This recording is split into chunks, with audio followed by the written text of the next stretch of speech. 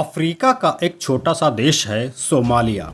लेकिन ये छोटा देश कभी कभी पूरी दुनिया को हिला देता है। कभी भुखमरी के कारण, कभी आतंकी हमलों से और कभी समुद्री डाकुओं की वजह से। सोमालिया की हालत इतनी खराब क्यों है? इसके पीछे सबसे बड़ा कारण है 1991 में सरकार का गिरना। उस साल राष्ट्रपति सियाद बर्रे की तानाशाही सरकार को विद्रोहियों ने उखाड़ फेंका और उसके बाद देश में ऐसा सिविल वॉर शुरू हुआ जो दशकों तक चला। इस युद्ध ने देश को टुकड़ों में बांट दिया। हर इलाके पर अलग अलग मिलिशिया और जातीय गुटों का कब्जा हो गया। कोई एक राष्ट्रीय सरकार नहीं बची जो पूरे देश को चला सके। कोई सेना नहीं थी, कोई पुलिस नहीं थी, कोई कोस्ट गार्ड नहीं था और ना ही कोई स्थायी कानून था। लोगों के पास नौकरी नहीं थी, स्कूल बंद हो चुके थे, अस्पताल तबाह हो चुके थे, हजारों लोग भुखमरी से मर रहे थे और यही माहौल बना एक खतरनाक रास्ते की शुरुआत के लिए। सोमालिया की समुद्री सीमा 3000 किलोमीटर से भी ज़्यादा लंबी है। यानी एक तरफ धरती पर युद्ध चल रहा था और दूसरी तरफ समुद्र में कोई निगरानी करने वाला भी नहीं था। यहाँ से शुरू हुई उस कहानी की भूमिका जो आगे चलकर पूरे विश्व के जहाज़ों को डराने लगी। क्योंकि जब पेट भूखा हो और सामने अरबों की कमाई तैर रही हो तो इंसान क्या ही करेगा। कहते हैं जब इंसान के पास जीने का साधन ना हो तो वो या तो आत्महत्या करता है या विद्रोह। सोमालिया के मछुआरों ने विद्रोह चुना। सरकार गिरने के बाद समुद्र पूरी तरह खुला मैदान बन चुका था और यही मौका था विदेशी मछली पकड़ने वाली कंपनियों के लिए, जैसे कि जापान, चीन, यूरोप जैसे देशों की कंपनियां बिना इजाज़त सोमालिया के समुद्र में घुसने लगीं। हजारों टन मछलियां हर साल बाहर ले जाई जाती थीं और स्थानीय मछुआरों की नावें खाली लौटने लगीं। ऊपर से कुछ रिपोर्ट्स के मुताबिक इटली जैसे देश वहां न्यूक्लियर और केमिकल वेस्ट भी फेंक रहे थे। अब जबकि मछुआरों के पास कोई सरकार मदद करने वाली थी नहीं, तो अंत में उन्होंने खुद ही अपनी समुद्री सुरक्षा सेना बना ली। नावों में हथियार रखे और फिर शुरू हुई छोटी छोटी कार्रवाइयाँ।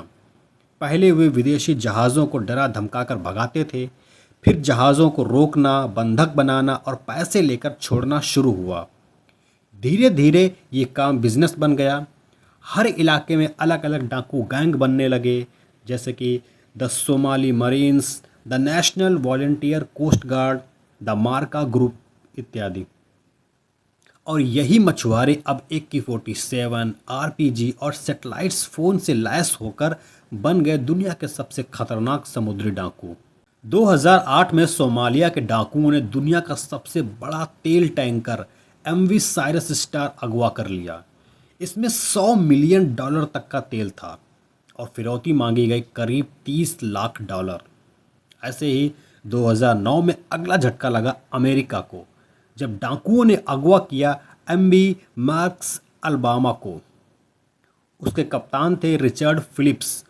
उन्हें बंदूक की नोक पर बंदी बनाया गया।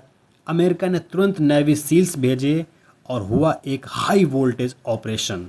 इस ऑपरेशन पर बनी फिल्म भी हिट रही, कैप्टन फिलिप्स, जिसमें टॉम हैंक्स ने लीड रोल निभाया था। सोचिए समंदर के बीचों बीच एक बड़ा कंटेनर जहाज़ चल रहा है और अचानक दूर से 2-3 छोटी छोटी बोट्स उसकी तरफ बढ़ती हैं।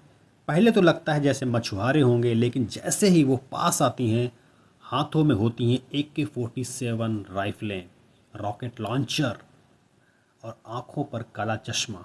समुद्री डाकू 2 तरीकों से हमला करते थे। या तो दिन के उजाले में तेजी से नावें भगाकर जहाज के पास पहुंचते, या फिर रात के अंधेरे में चोरी से चढ़ जाते। वे ग्रैपल हुक यानी कि लोहे की सीढ़ियों से जहाज पर चढ़ते ही रेडियो, कंट्रोल रूम और चालक दल को काबू में लेते। किसी की हिम्मत नहीं होती कि विरोध करे, क्योंकि बंदूकें सिर पर होती थीं। उसके बाद जहाज़ को एक तय जगह पर ले जाकर बंधक बनाकर बैठ जाते। वे जहाज़ के मालिक से संपर्क करके मांग करते हैं लाखों डॉलर्स की।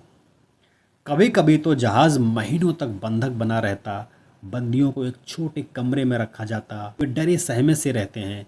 लेकिन एक बात है, ज़्यादातर डाकू बंधकों को मारते नहीं थे, क्योंकि उनका असली मकसद पैसा था, हत्या नहीं। फिरौती मिलते ही डाकू चुपचाप चले जाते। पैसे अक्सर उन्हें हेलीकॉप्टर से जहाज पर फेंक कर दिए जाते थे और डाकू उन्हें लेकर गायब हो जाते थे। और यही वजह थी कि इस धंधे में बहुत पैसा था।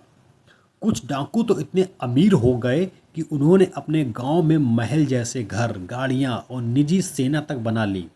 और एक समय ऐसा आया जब इन समुद्री डाकुओं ने दुनिया के 20 से ज़्यादा देशों को डरा कर रखा था। जैसे जैसे खतरा बढ़ा, दुनिया की नौसेनाएं एकजुट हो गईं।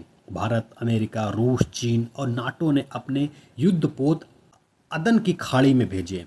कई जहाज़ों को अब सुरक्षा टीम के साथ भेजा जाने लगा। 2011 के बाद इन डाकुओं की ताकत टूटने लगी और 2020 तक इनका नेटवर्क लगभग खत्म हो गया। आज सोमालिया में फिरौती की घटनाएं बहुत कम हो चुकी हैं, लेकिन खतरा अभी खत्म नहीं हुआ है। अगर गरीबी, बेरोजगारी और